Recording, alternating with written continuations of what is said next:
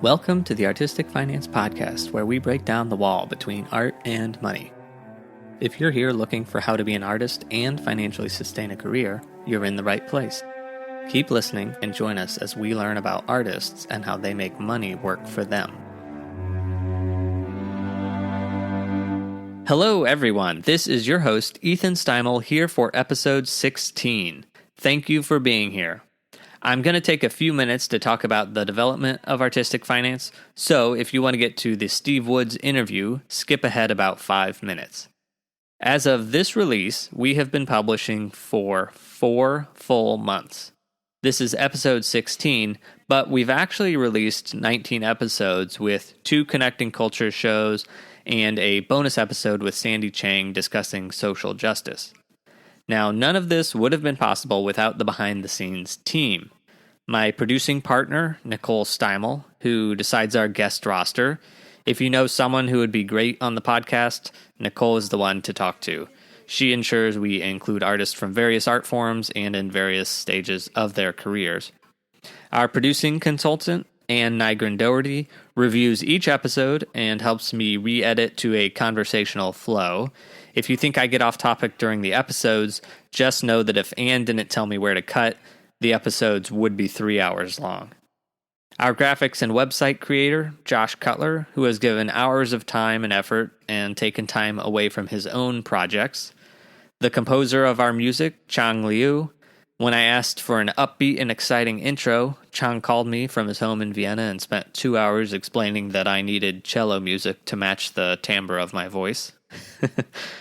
The newest member of our team, Drew Garrett, who edited the audio for this episode and will be editing future episodes. All these people have donated their time and talents. Slowly, we will grow and monetize the show and potentially be able to compensate them. But until then, I am indebted for the kindness and energy they continue to give. A special thanks to our guest hosts for our Connecting Cultures series, Rani Dutra in our Portuguese episode and Elena Natkina in our Russian episode. A lot of work goes into those episodes, including coordinating time zones, translating text, and of course, hours of editing audio in another language. It wouldn't be possible without the behind-the-scenes work of the guest hosts. A big thank you to all our guests for giving me their time. Artists aren't often keen to talk about money. It's a taboo topic, and for each artist that comes on the show, 3 other artists have declined to speak publicly. Those that have sat down and chatted understand the importance of the conversation. Every artist has had to make tough decisions, made mistakes, worked hard, and gotten lucky. I'm immensely grateful for the kindness of the guests who have been willing to share their experiences. And last but not least, thank you to you, the listener. With each listen, you validate that the interviews are providing worthwhile information. Thank you for your engagement, for subscribing on YouTube and on your podcast app, and for leaving ratings and reviews.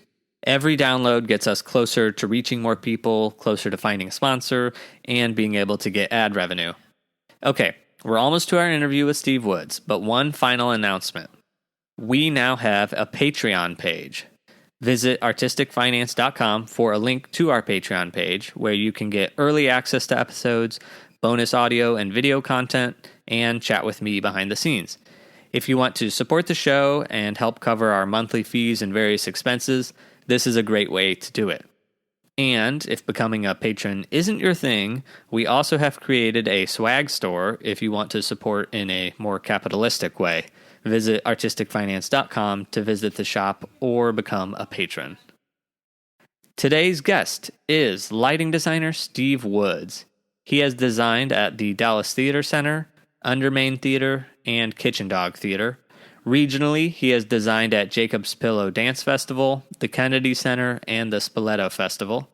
In New York, he has designed at Theater for a New Audience, the Joyce Theater, the York Theater Company, and Lincoln Center. His dance designs have been seen internationally in Mexico and across Europe. Since 1988, he has designed for the Jose Limon Dance Company.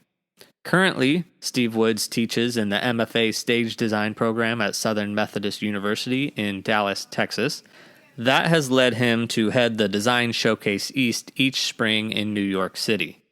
He also is a host of a podcast about lighting design called Light Talk with the Lumen Brothers. We recorded this back on May 13th, so it was earlier on during the COVID pandemic and before the Black Lives Matter protests had reignited. Without further ado, let's get to our interview. Steve Woods, welcome to the podcast. Thank you for having me. Could you give us a 2-minute recap of your career and how you got to where you are today? Sure. I went to the University of Tennessee at Knoxville as an undergraduate. That was in the 70s. And at the time, that school was on the quarter system. So I found out pretty quickly, I guess by my sophomore year, moving into junior year, that I wanted to be in the theater. And no matter how good the school was and how exciting it was, I needed some kind of professional experience. So, getting back to that quarter system, I would go to school for 2 quarters and take 2 quarters off. So instead of 4 years, God, it took me almost 7 years to graduate. But during those times, I would be on campus, a job would open up, and I would simply not come back for winter term or spring term. It's how I got my first job. I mean, I took off and went to the Barter Theater for a year. Something happened to somebody. It's like the master carpenter, I don't know, had a stroke. And all of a sudden, I became the master carpenter. So I was an intern for one day. And because I had been working in the scene shop at Clarence Brown Theater, and I kind of knew my way around a table saw, I was promoted. And all of a sudden, I was the master carpenter. That's amazing. So, I started out there, came back to school, and I was working there, mounted my own business, and Hartford Ballet came through. So their TD and their production manager were retiring at the end of that season. They said, hey, you want a job? You pick, production manager or TD. So I went to Hartford Ballet for a year. I was their technical director. I figured I could do that. I was a little worried about being production manager because it was four national tours. Plus, we were taking a show to the Netherlands and another show to Spain. So I thought, maybe I'm getting in over my head here to be in charge of everything. So I started, learning very quickly about how the professional world works. And that led me to other opportunities in television, opportunities in regional theater, opportunities in rock and roll. It's a series of connected little steps. All of a sudden, one door closes, another door opens, and you think, well, I haven't done that before. In fact, I just designed my first kind of frou-frou salon. It's a salon and spa. And I'd never done that before, but I thought, I'll give it a try. It's one of those salons where, you walk in, they give you a glass of champagne, and the haircut's $150. Uh-huh.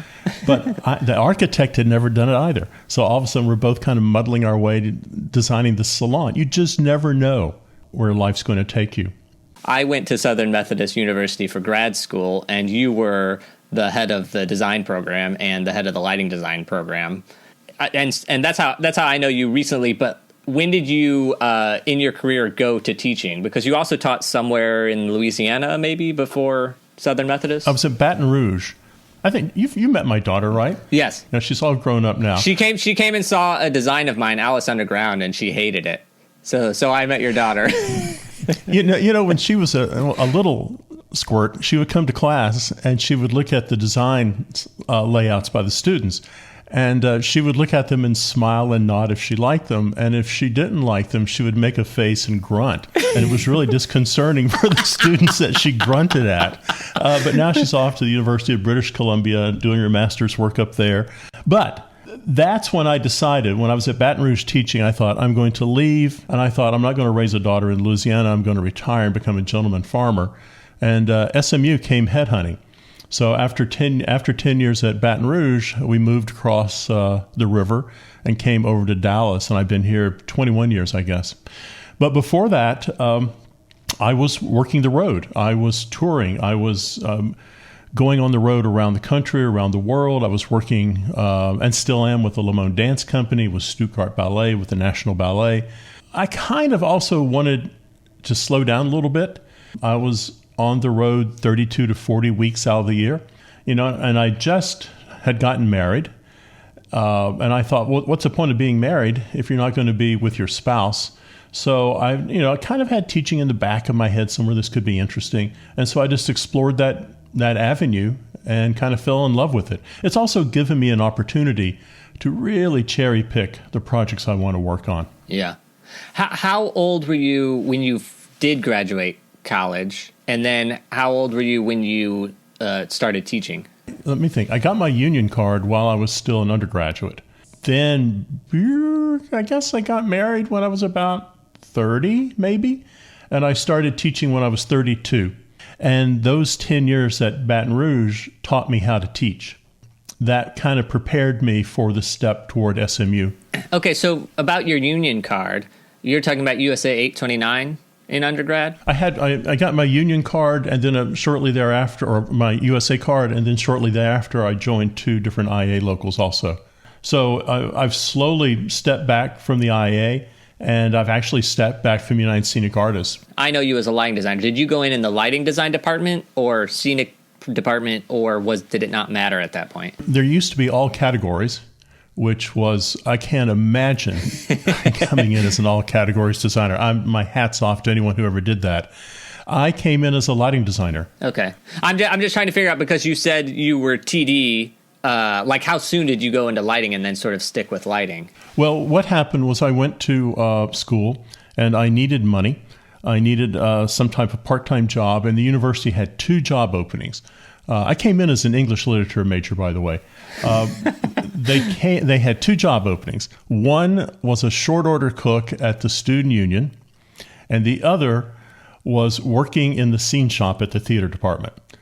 And I thought, working in the scene shop sounds a whole lot better. I had done some theater in high school, and I liked it. I was always interested in lighting, but they didn't have a lighting position open. They had a junior carpenter 3rd class position open, so I worked in the scene shop. So it gave me a foot in the door with professional companies. I did the TD thing very, very short time. I was TD at Hartford Ballet and a master carpenter at the Barter. And then by the 3rd year, I was working as a lighting designer. I was working as a happy-go-lucky little stagehand worker bee at Opryland USA, which was a theme park. The thing about Opryland was they also were home to Opryland Productions. And Opryland Productions was their television wing. Anytime I wasn't doing like my theme park show, I was over there hanging out in the studios watching the designers work. And they were doing things like the Dolly Parton show and Johnny Cash show, and they were shooting episodes of the Midnight Special. They were doing most of the remote work for Wide World of Sports. So I really started learning about television at that time. And there was that whole sense of Nashville scenery, the look of Nashville television, the look of Nashville lighting. Yeah. I mean, even now, maybe it's not Opryland, maybe that doesn't exist anymore. But if you watch the CMA Awards, there's a lot going on in Nashville. It's a whole beast of its own. Okay, 5 years ago-ish, you started a podcast, Light Talk with the Lumen Brothers. Oh man, we started out. We thought, is anyone going to listen to this? And the first episode, somehow 50 people found us, and now we're kicking around 4,000 to 6,000 downloads an episode. We're in 123 countries. That's amazing. We even had swag last year at LDI. We were giving out coffee mugs. So we have arrived. Okay, so now I want to get to know your creative personality a little bit. What is your favorite live event to view as an audience member? I'm still torn between dance and rock and roll, but I think dance. I think that is my favorite art form. There's just a purity to it. You can bring anything you want to it as an audience member. There's just no preconceived ideas. I asked the Limon once about what the piece was about, and the answer was 28 minutes. It's about 28 minutes. So it was interesting. There's just no preconceived ideas stuck on it. Bring me your ideas. Show me how you interact with the dancers. Show me how you help me tell this story. Do you like a story like Nutcracker, or do you want some sort of untitled piece that you have no idea what's going on and you just watch a dancer out there? What's your preference? I'm just watching a dancer out there, when they're doing Nutcracker. So it doesn't have to be a story ballet. I just like the sense of the movement of the human being in the space, and the human being is the story. If you go to a rock and roll concert, and I'm not alone in this, Or if you go to the theater and all of a sudden there's a lot of lights and they're moving and they're flashing and there's projection going on everywhere, all of a sudden the human being gets lost on the stage. And it's all of a sudden the human being's not the story anymore. So I think in dance, we certainly have the ability to do spectacular things. But I really like just the story of that human being on stage and seeing them and relating to them and listening to their breath and hearing the footfall. I just love all that. I love it. Yeah, I love it. Down to the root of storytelling. What is a piece of art that you love? I really like the Van Gogh Museum in Amsterdam. Me too. It's so good. Sorry. No, there you go. So you just wander around, you see the different things that he did over his lifetime, and you go from these kind of Japanese painting looking things to what we think are Van Gogh, to the potato eaters, that kind of grotesque. Yes. It's a great place. It's so good. And what I love about it is he's deified there, because they have like paintbrushes of his and a palette of his and some leftover paint. Subway and so there's sandwich. All these little relics. His ears in a jar. And then they also have it where they have like he would reuse his paintings or his canvas. So like there's the painting on the one side and you're like, wow, this is amazing. And you walk around to the back of it and it's this other amazing painting. We do the same thing. I'm in trouble here. Let's get some Roscoe 90 and stick it over there. It always works from stage left. And yeah, put that tree gobo on stage right. I guess it'll work. Oh yeah. So if anybody finds themselves in Amsterdam, that museum is good, and it's the perfect size. You can spend 4 hours there, and you feel like you spent time at all the paintings. Okay, when you're working on a show and lighting something, designing something, where do you pull inspiration from? I pull it from the script. If it's not in the script, it's not in the play. I go there, and over the last 15 years, I have been really concentrating on doing new work and working with playwrights and premiere work, new drama. And that has been great because I'm working with the playwright. I've learned a lot from watching playwrights. A lot of them just sit there and close their eyes and they hear the words. I try to go to all this stuff and just hear the language of the play and the rhythm of it and the story that's being told. And then I try to find my way into it with the other designers and the director. How do we create this visual landscape? I don't think of myself as a lighting designer. I think of myself as a visual artist. Yeah. What kind of music do you listen to? Everything. I'm a Rolling Stones fan, a Talking Heads fan, Neil Young, Johnny Cash, Lou Reed. I mean, it's all there. And I'm also a big fan of Keith Jarrett, of Oregon, whatever's kind of happening. All right. If you have time, what are some of your hobbies? Man, I don't have any hobbies anymore. I guess the closest thing I have to a hobby is photography, and I enjoy looking at photographs and I enjoy taking photographs. Do you have an Instagram account? I do.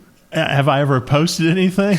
No. I guess I should. I mean, what's the point of photography? Just for you to enjoy? What if I want to enjoy your photography? Well, I think the point of photography for a lighting designer is learning about angle and intensity and focus, primary focus and secondary focus, balance.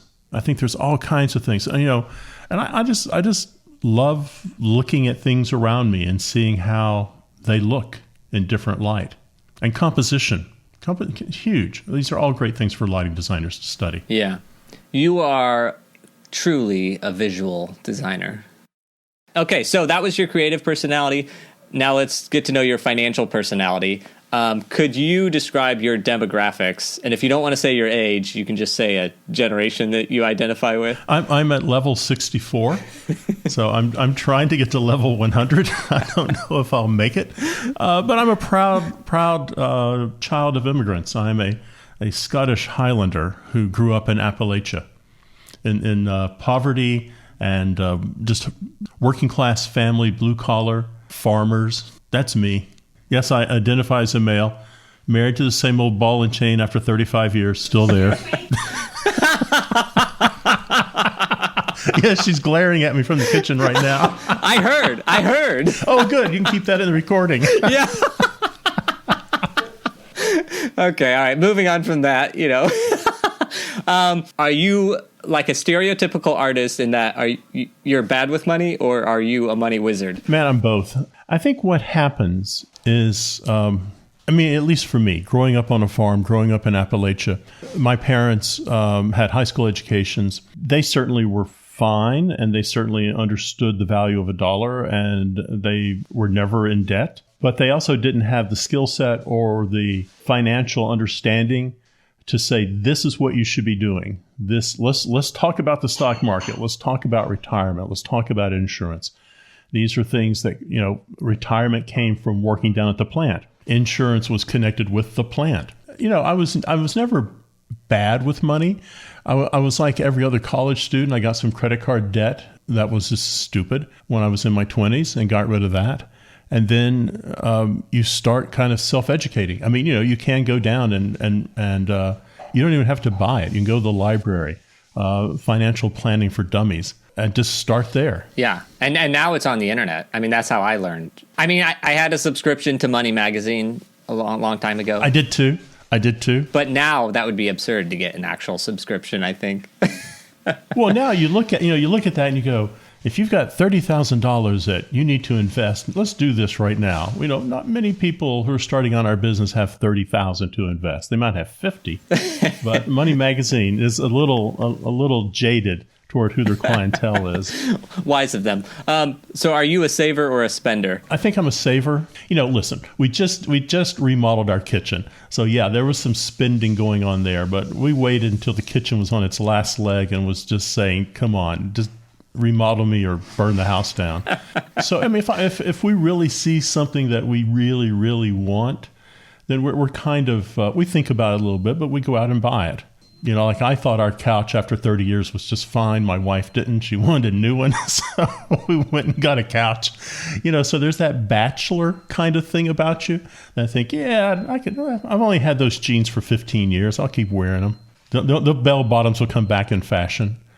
But I think savings, I'm trying to instill that in my daughter now, is the idea of savings. I was reading that if you have $5,000, your child should invest that $5,000 in an index fund. When they are, I think 20 is the magic number.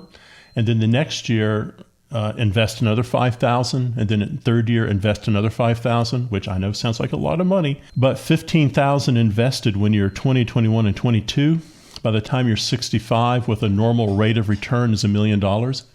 You got 45 years of dollar cost averaging coming along there.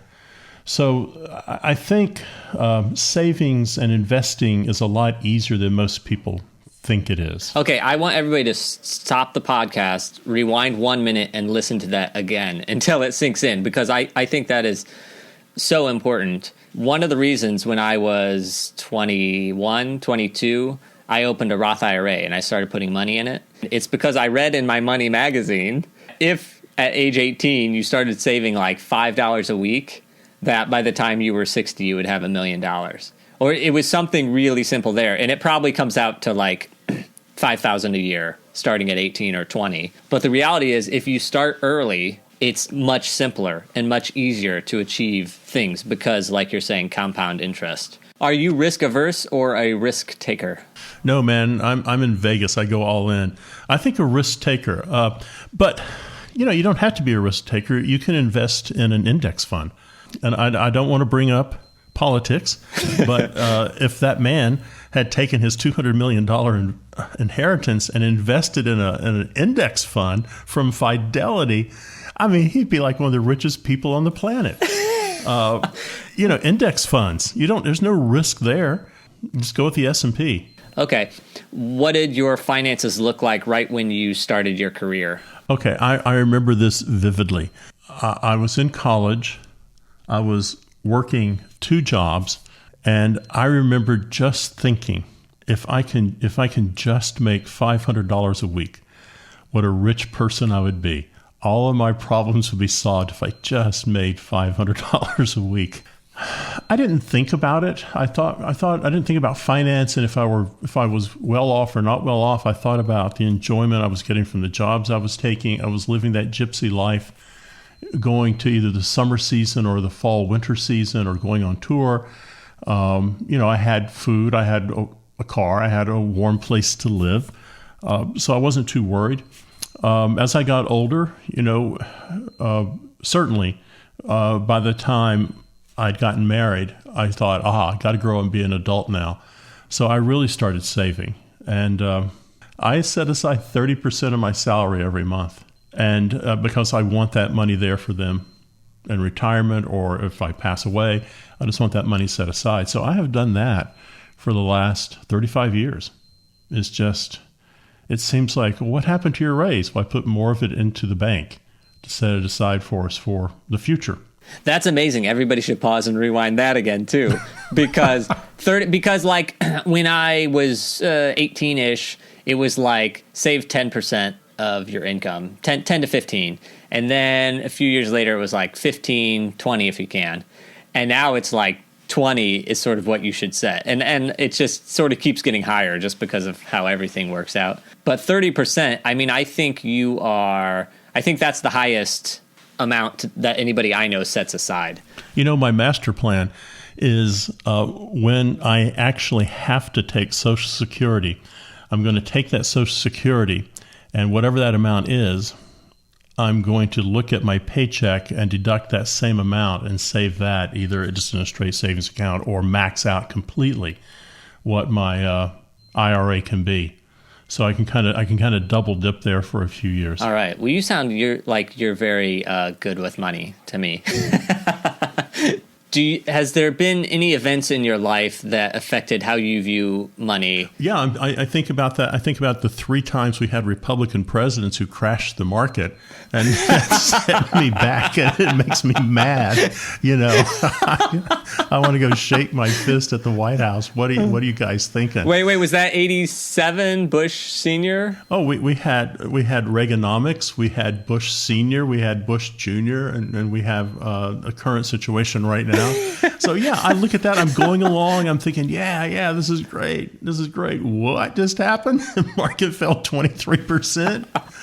But the thing about, that's the thing though. Getting back to dollar cost averaging, you're buying a lot of stock when it's low, and you're not buying very much stock when it's high. So I mean, I know that it's going to come back. I'm not worried about that. Now, if I were 80, I'd be panicked right now. But I'm not planning on retiring for at least 10 years. And that's plenty of time for any losses to have come back. Yeah. Okay. Have you had any health challenges that affected money in your life? I became really sick when you were in school. My eyes were really opened to how I view insurance. I'm convinced insurance is a scam, and sadly we all need it. Though I don't support Mr. Sanders, he does have a point. I was in the hospital, and my insurance bill for like 8 or 9 days was almost $90,000, or a hospital bill was almost $90,000. And because I had insurance, I had to pay $2,000. Happy end to that story. And then I got a letter from the hospital. Hospital said, your bill's $90,000. You paid $2,000. Good, thank you. And then I kept reading down, and it said, agreed upon settlement with the insurance company, $39,000. And so the insurance, so I would have had to pay $90,000 if I didn't have insurance. But here's the insurance company settled it for $39,000. Come on. I mean, that opened my eye up when they say that people are $500 away, a $500 repair bill away from being in trouble. I mean, my heart goes out to people who don't have insurance, and it's so darn expensive. I feel like I could devote an entire episode to that too, just medical. Well, it means now that all Money Magazine, you've really got to set aside, and it's not easy to hear, but you've got to set aside 3 or 4 months worth of bills as far as cash in the bank. If you have a $2,000 monthly outgoing of cash, you need about $8,000 in the bank. And, that's what we've tried to do. And it's not easy because, it's just not easy to do that. You read, okay, good financial steps to take. And rainy day fund is always there, but also saving for retirement is always there. And so when I started out, I saved for retirement before I did the rainy day fund. Same here. Even though the advice says do the rainy day fund first. But I thought, no, that's such a large amount. Like $8,000. That was such a large amount. I was like, there's no way. It'll be years before I get to $8,000. So I'm going to start saving for retirement. I'm not saying there's right or wrong. The rainy day fund in theory is the right way, but I chose what I could do. Exactly. And I think that's what anybody has to do is be sensible I mean, these people who write these articles make it sound so simple. You want to be a millionaire? Well, get $1 million. Is that all I had to do? Do you think about money often, aka do you worry about it on a daily basis? I used to.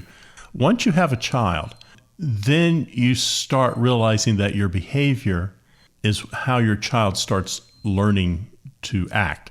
So if you're running around worried about money all the time, then all you're going to do is teach your child to be worried all the time. Or if you're like me, when you're driving down the road with your 2-year-old and a guy cuts you off and you hear the voice in the back seat in the chair, little strap-in chair the babies wear, you hear that little voice going, screw you, then you realize you've been a bad role model for your 2-year-old. So you clean your language up pretty fast too. I worry about my daughter's education and life there, but she got a scholarship at SMU and now she's got a full scholarship at British Columbia. So, those are the big money worries right now, is making sure she can get through school without incurring hundreds of thousands or tens of thousands of dollars of debt. Oh, side question, because we've touched on that before in this podcast. Did you have any student debt when you started? Oh, man, that is so sweet a question. Let me explain something to you. Back when Sophocles and I were in school, you could do a summer construction job and you had more than enough money to go to college. There's a reason community colleges are on the rise. You can go there, get a good education, and then you go to that expensive school for 2 years and you get that final diploma. So no, I had no student debt at all. I got out of college with no debt on the graduate and the undergraduate level. When you have excess money, where do you put it? I think we have 4 bank accounts. And we have one, which is our rainy day fund. And we have one that is simply for paying bills. We have one for our daughter's college fund. Actually, we have 2 more. We have my checking account and my wife's checking account. So we simply have 5 or 6 cookie jars, and we put money in there and just put it into those accounts and say, it's in the college fund. No, I'm not going to go out and buy Xbox with it. That's great. Throughout your life, have you used a budget? Yes. When my dad started working, I think minimum wage was $1.65 an hour, and that wasn't unusual. But yes, I learned budgeting is an important thing. I think maybe that's a problem. It's changed a little bit. I also teach a business aspects course at the university. And what I found was, the average college student, according to Money Magazine, has 12 credit cards. I'm not saying they're using them or they're maxed out, but how many credit card applications do you get a week? How many things in the mail do you get like, hey, Ethan, you have such good credit. We want to give you an $80,000 signature loan. That just overwhelms us. I don't know, go into any department store. You want to buy that pair of shoes, we'll give you 10% off if you'll sign up for our credit card. Oh, really? Great. 10% off. And what's the interest rate on your credit card? Did you just say 27%? No, I don't think I'll do that. But it's very tempting. If you've got a credit card in your pocket and you want that that widget for $200, you think, well, I'll do this. But if you're actually taking that $200 out of your wallet, you slow down and think, do I really want to do this? Or would I rather have the $200 in my wallet? So we have gotten brainwashed to think that somehow credit cards are free money. What has been a great financial decision that you've made? To increase the amount of money that I put into my retirement accounts and funding every year. Every year, I try to raise it 3%. And that's 2% in my retirement and 2% in a regular 401 and then 1% in a Roth account.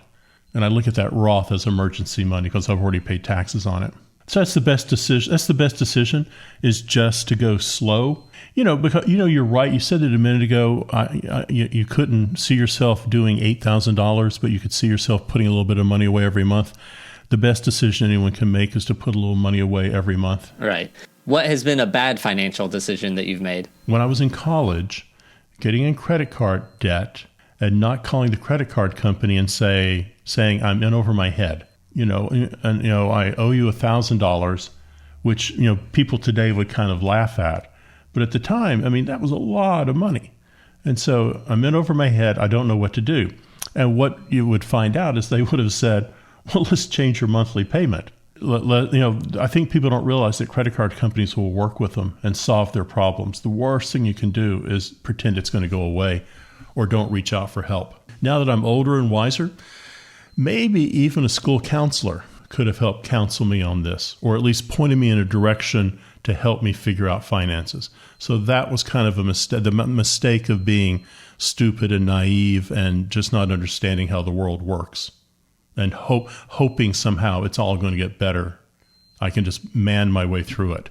Every time you get a paycheck, is that going to Steve Woods, the person, or do you have any sort of entity LLC structure set up? No, I do not have an LLC set up. I've looked at that and it didn't make sense for me. I talked to my accountant about that. And, a lot of my friends use TurboTax, but I've always, once I had a little bit of money, I always used an accountant, and it didn't bother me one bit. Fantastic. I assume back then you were on 1099 income mostly? Yes. Now are you mostly W-2? Yes. Yeah. Okay. And actually somebody asked me for clarification because I realized that people who are not in the arts listen to this podcast, and somebody said, well, we didn't know what W-2 versus 1099 income was. Like, why did you ask that question? And it just never dawned on me that somebody would not know the difference between those two. Welcome to be a migrant worker. I'd much rather be a W-2 worker. I'd much rather the theater take out taxes and everything for me than have to do it myself. What I do, I don't know what the rule of thumb is, but I've always been pretty comfortable. So if I'm being an independent contractor, I take that check and I deduct 30% from it. So, and that's the part I set aside for future tax payment. And just I'm just going to say it. W-2 income is where your employer takes out the taxes and pays them before giving you the money. 1099 income is where you just get the paycheck and later you are responsible at tax time to pay the taxes on that income. Just saying it. These next two questions might be one and the same.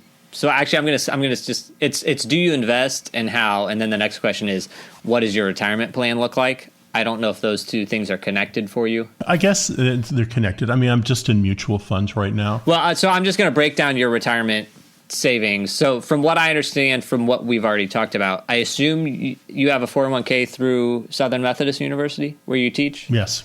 Okay, so you have a 401k there. You've mentioned a Roth IRA. Mm-hmm. Do you have a traditional IRA? Yes. Any annuity or pension or life insurance, something like that? I have not a term. What is it called? Whole life. I have a whole life insurance package, and that takes care of. I just did a renovation on the house, so with that renovation, I did a what's it called? Not a personal loan, a line of credit. So I did a whole life against that line of credit. If I die tomorrow, then the money that I've taken out of my line of credit will be replaced by my insurance company. So my family doesn't have to worry about that. And then on top of that, I carry another $1 million policy. Okay. I don't know how life insurance necessarily works. Is that when you die, your family? You die and they... I mean... Oh, hang on. Let me tell them I'm still alive. Give me that life insurance. I made it another day. So there's two types, right? There's accidental death. Yeah. And, that's not bad. I mean, I'm living in Dallas, Texas. There's I-75 here, which is a death trap. So you never know when you're going to get killed on I-75. So, but that's accidental death. And those are usually very, very, very, very cheap. And then my life policy becomes ridiculously expensive when I hit 70. So you'll stop paying it at 70, you think? Oh, absolutely. Because it goes from like a really reasonable cost to $1,000 a month. It's just unbelievable because you're about to die. So they don't want to pay you. Oh, and then I set up, SMU offered another plan, a healthcare supplement plan. I put $50 a month into that, and they put $100 a month into that. It can only be used for medical expenses. And if you don't use that, it goes back to the university. Every year? It goes back every year? No, it goes back when your beneficiary dies. Anything that's medical. So I retire. Right now, I think I've got $35,000 in that. And they started a few years ago.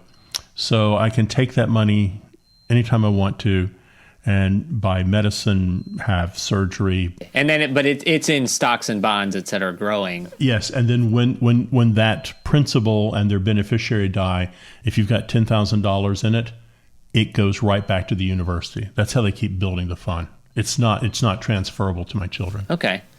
So then, out of your aside from your 401ks, IRAs, life insurance, health savings account, do you have a brokerage account? Like, do you invest in anything else, real estate or anything like that? No. I hold land and property, but I don't actually have REIT, so I don't do that. So I just have property. Wait, can I ask more questions about the property? If you want to. It's interesting to me because if you look on like how to be good with money or how to make money, like, and if you want to get rich in the world, real estate comes into the game at some point. So you just buy and hold land? Are you buying it with other people? Just buy and hold. And is it like a cattle ranch somewhere? Or is it developmental land for a office building or something? Well, it started out as just plain old scrub land. And what's happened is the community is growing up around it. It was a place that I thought would develop. And 20 years later, I was buying at $1,000 an acre. And now it's at $36,000 an acre. And you're just holding that until you pass away and somebody can sell it. Yep. Amazing. How many acres do you have? 5. Okay. And taxes. What's the taxes on that? God, it is. Let me think. It's a burden. It's $98 a year.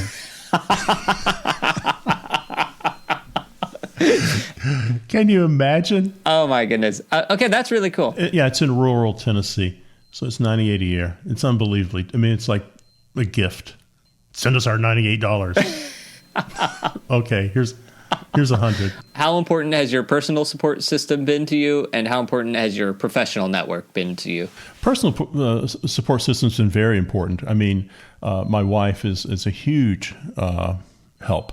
And certainly our daughter is, my biggest fan. So that kind of unconditional support is very important. As far as my professional support system, I was thinking about that. And really, my support system has been directors and writers, because I never really assisted. So that design world, I came in, I guess, through a side door. That's been really important, to have that kind of creative feedback, particularly from writers, as we work on new works together and explore an idea, has been pretty solid. And I've worked with some good people over the years. It's just been a nice big adventure for 30, 35 years. That's awesome. How much of your success has been hard work versus luck? Well, I mean, there's definitely luck involved. There's no doubt about that. You also have to have the chops to back it up. I mean, you think about your own career. You're a talented designer, but you have gone out and made opportunity for yourself. You have talked to people. I'm sure you've gone to visit designers or see their work when you didn't feel like doing it. You're small. We are both small business owners. And if we don't promote our business, then we're not going to get any work unless we're just, if we're just sitting back waiting for someone to knock on our door, it's not going to happen. So I think you have to be social. I think you have to pound the street. And I think you have to take opportunity. Why don't a majority of artists have any savings or retirement savings? Because no one's ever taught them to think about that. And also there is this dirty little secret in our industry that I don't know why it keeps being perpetuated, is that we don't make money. We're like doing it for fun, or, oh, you're a lighting designer? What do you really do for a living? Well, I'm a lighting designer, and I make money, and I charge people for it. But we are kind of taught, I don't know, to not ask about money. It's dirty. I prefer an agent to negotiate a salary rather than me. But again, I'm a small businessman.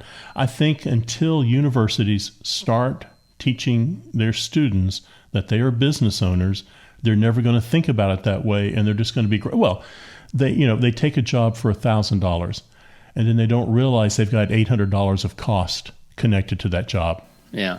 Do you think for students going into college now, is this a good time to be studying theater? This has nothing to do with COVID-19.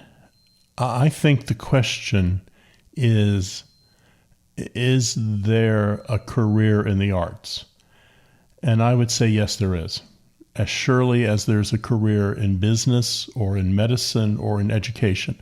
Well, I have a friend who's an investment banker, and he's really rich. I mean, really rich. And he said, I look back over my life, and I've made some bad decisions. And one of my decisions was becoming super rich while my two daughters were growing up, and I really don't know who they are. And I thought, man, that's a hard statement. He said, I wish I'd been around the house more when they were there. But I think you have to do a career that you feel a passion about and an interest in and a real need to do it, and you stick with it.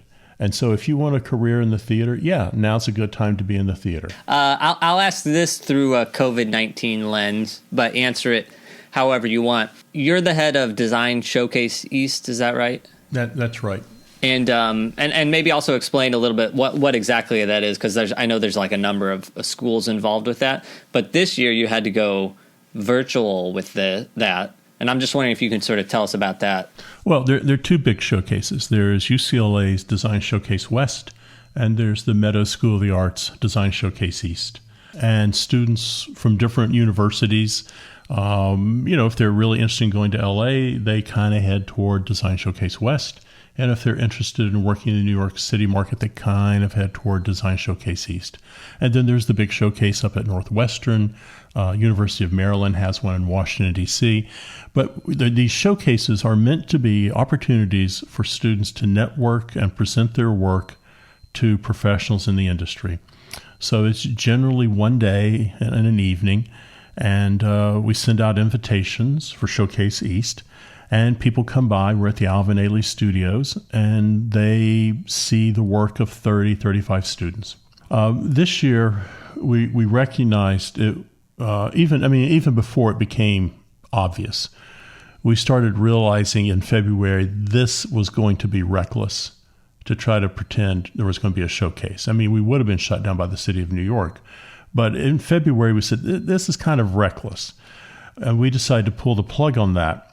What I did was I reached out to a couple other schools. I talked to Kip Marsh up at Brooklyn College, Robert Perry at the University of Illinois Urbana-Champaign, Kerikhoff at University of Massachusetts, Amherst, and of course Claudia Stevens at SMU. And we kind of formed our little committee, our little tribe, and we started thinking about how can we have a showcase. And the obvious answer was Zoom. We'll present this in a virtual world. So we had 20 universities that participated, 102 students. We set up portfolios that could be viewed at the Design Showcase East website. We set up sign-up sheets. So if you wanted to see a student, you could simply log on to that sign-up sheet, and there were different times. We held normally our events one day. We spread this over 3 days. We threw in keynote speakers each day, but we tried to put together this showcase in which people could present their work and talk with industry professionals for about a 30-minute interview. We wound up, as I say, with 102 students, 650 interviews. We had 6,000 hits on the website, the viewings of the portfolios. So there were things that worked about it. I would have liked to have seen more interviews. We got a lot of praise, and we also got a lot of really good criticism. And constructive criticism. Had you thought about doing this? Maybe if you did this, if you tweaked it that way. So if we have to do this again in 2021, I think we can make it even better. I think we have really got the foundation now on how to do this distance portfolio showing. One of the students who showed work at Design Showcase East from the University of Massachusetts Amherst, she had graduated, as they all had, but she had gone home to England. She was zooming in from England to show her work to New York designers and designers from LA. So that was we have figured out the distance thing. That's fantastic. You're hoping that next year it'll be in person in New York City. Yeah, I mean, there's nothing like meeting that person eye to eye, shaking their hand, touching the work, looking at it. But also, this has been a bit of an eye opener for us. What do we do with those students who may not have the funds to get to New York? or the funds to get to LA. How about that student from Texas who just doesn't quite have enough money? He or she still wants a career in New York, and they've saved their $1,000, let's say, to get their move done to New York. But can they really afford to come to New York for $500 or $600 when you think about a plane ticket and an airfare, or a plane ticket and a hotel room, then go home and still move to New York in 2 weeks? If we can make this affordable and obtainable for more people to reach out and get their work critiqued, we're going to. So we might do a hybrid showcase next year. Yeah, I didn't think about it because my original thought was, maybe there can be a scholarship fund set up to sort of help people get there. But yes, also incorporating the virtual would be helpful for people where money's an issue. Yeah, we've talked about that for a long time, trying to put together a scholarship fund to do this. Maybe now we realize we have to. Okay, and then just say people are listening to this podcast in a year or two, and so they should just Google or go online and look up Design Showcase East to get the details. Design Showcase East has a website up. You can go there and you can find out about the origins of Design Showcase East. If you want to see who the students were who participated this year, all of their websites and portfolios are online and active through December. In January is when we'll start putting new people up. There's also information about how to participate or how your school can participate is there also. Amazing. Okay, so now with the state of the economy being how it is, and many theater students moving to New York or big cities to pursue their careers, do you think right now is a good time for people to still move to New York or LA, or should they try to do something else for a while? Honestly, I don't know. When it is safe to travel, when it is safe to relocate, you have to consider living in LA or Chicago or New York. I think you have to be in a major metropolitan area. If you're in New York, then you've got that whole East Coast, you've got that whole area where theater is taking place. The same is true out on the West Coast. I think if you're not where it's happening, it's that much more difficult to establish yourself. So I think if you graduate and say, I'm going to move to Little Rock, Arkansas, perfectly lovely town, and they've probably got, let's say half a dozen theater companies there, and maybe an opera company and a couple dance companies, reasonable for a town that size, but very limiting if you're trying to break into the market. So would I rather be in Little Rock or would I rather be in New York? I would rather be in New York because at the end of the day, there's a lot of opportunity. So I would say, I think you got to kind of be in a major metropolitan area. What unions are you in and the pros and cons of being in them? Right now, I'm in no union. I was in United Scenic Artists for 25 years, maybe. I was in 2 different IA locals. Don't tell anybody, I'm about to reactivate my union card because I'm prepping a Broadway show, which probably means it was going to open in 2021. So it's either canceled or because other people need theaters and it's hard to find a theater, or they'll simply push it back and open it in 2022. I don't know what's going to happen. I think the pros and cons of a union, I think the pros are 2 words, collective bargaining. I think a union is a really good thing. I'm a union guy. What can I say? I don't see a con to being in the union. There's health care, there's retirement, there's collective bargaining. You're in a room with like-minded people. Pro-union all the way.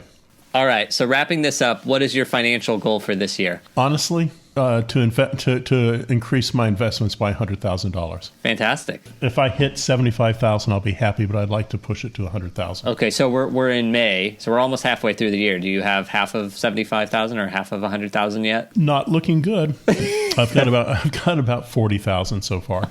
Okay, all right, that's not bad. What is your personal goal for the year? Just to be happy. I really just want to be. Mostly, I just want to be happy. Want my family to be taken care of. Want my daughter to get off to college, to grad school. Not a lot of heavy metaphysical things there. If money was not an issue, what would you do in the world? If I won the lottery, I would do 2 things. Honestly, give as much money away as I could for the homeless, so the IRS didn't get it. I would move to Montana or Utah. I would do those two things. I would invest in the homeless, and I would invest in Montana and Utah. That's interesting. Unique. Never had that answer before. Be out there with prairie dogs and mountain lions and grizzly bears. No, I think that's the retirement strategy, is to move into the last little bits of the West. That's fantastic. I love it. What financial advice would you give yourself when you started out, or would you give somebody that's starting out right now? I would have told my 18-year-old self, had they been around, to go see Fidelity or Vanguard, or you pick the brokerage firm. Get that Money magazine out. Just go get some advice. I mean, I think that most people are afraid to talk to anyone. They think they're going to go there, and if they don't have tons and tons of money, they're not going to want to talk to you, or you have no business being there. Go get the information from the source and find out how you can start planning for the future. I mean, you remember college. Grad school is 3 short years, and it's really short. And all of a sudden, you're out of grad school, and it seems like forever, but 30, 35 years later, retirement is right there. So it's been a short life, and it's been a good ride along the way, but now you're going, what can I do? Find out about that. Open a Roth.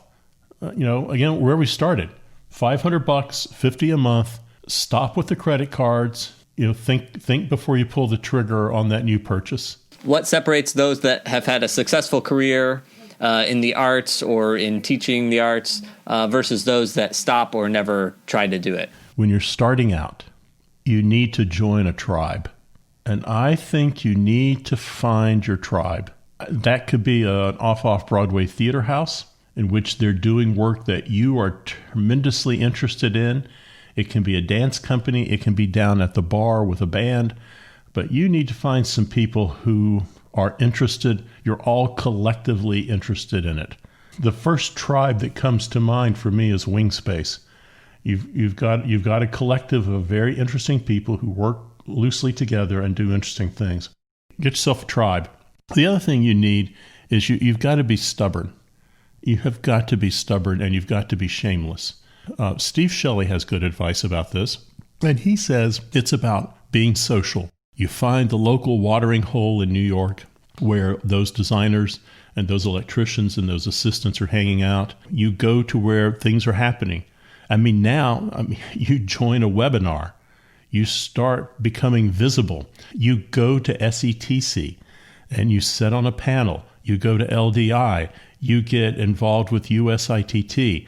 You have to promote as surely as that man who walks down the street, here in Texas at least, with a business card in his hand and knocks on your door and says, I want to mow your lawn, and he visits every house on the street, you have to do the same thing. You have to visit every theater, every production company. You have to talk to every production manager. Your job is setting aside a few hours every day to getting a job. All right, that's great advice. You have given so much good advice on this podcast. Okay, final question.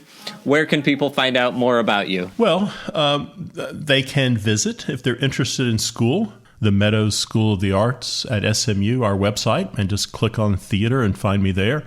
Or you can just go to my website, which is stephenwoods.org. Okay, well, Steve Woods, thank you so much. It was great to have you. It's so good seeing you again, and I hope you have that Broadway show sooner than later. Me too. That was our interview with Steve Woods. My takeaways were: focus on money. It isn't complicated. You just need to do it. Set aside money regularly and increase it every year.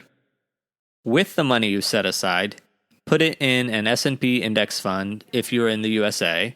If outside the USA, put it in a global stock ETF. Save 3 to 4 months of savings in a rainy day fund. And my silly takeaway is that I'm not the only artist who subscribed to Money Magazine. That's it for today. Until next time, break a leg. Thank you for listening to Artistic Finance. Find more information on our website, artisticfinance.com. Please subscribe to our podcast and please leave a rating and review. Artistic Finance is produced in New York City by Nicole and Ethan Steimel. Producing consultant Ann Nygren Doherty. Graphics and website by Josh Cutler. Music by Chong Liu.